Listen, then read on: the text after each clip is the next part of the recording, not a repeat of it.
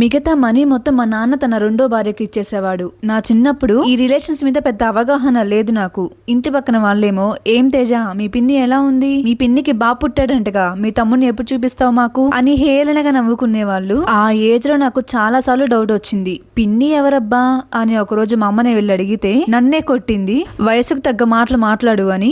అసలు నాకేం అర్థం కాలేదు, అమ్మెందుకు కొట్టింది నన్ను, ఇప్పుడు నేనేమన్నాను అని. ఒక మూలన కూర్చొని నన్ను కొట్టినందుకు అమ్మ మీద నాన్నకు చెప్పి కొట్టిద్దామని నాన్న కోసం ఎదురు చూస్తూ ఏడుస్తున్నాను. ఎంత చూసినా కానీ ఆ రోజు నాన్న ఇంటికి రాలేదు. రాత్రి 11 వరకు వెయిట్ చేసి నిద్రపోయాను. ఆ రోజు నుంచి మా నాన్న ఇంటికే రాలేదు. 1 మంత్ తర్వాత 2 మనుషుల్ని ఇంటికి తీసుకొచ్చి ఇల్లు మొత్తం చూపిస్తున్నాడు. వాస్తు బాగుంటది, బాగా కలిసొస్తది అని. వాళ్ళని చూసి మా అమ్మ, ఏంటి ఎందుకు వచ్చారు ఇప్పుడు, మర్యాద ఇక్కడ నుంచి వెళ్ళిపో అని అరుస్తుంది. ఏంటి అరుస్తున్నావు, ఇది నా ఇల్లు, నేను ఇల్లు అమ్మేసుకుంటున్నాను, మీరు ఇక్కడ నుంచి వెళ్ళిపోండి. నా ఇంట్లో నుంచో నన్నే వెళ్ళమంటున్నావు, మీరే వెళ్ళండి నా ఇంట్లో నుంచి. వారసుడిని ఇవ్వమంటే నా నెత్తి మీద భారంలో ఒక ఆడపిల్లని కన్నావు.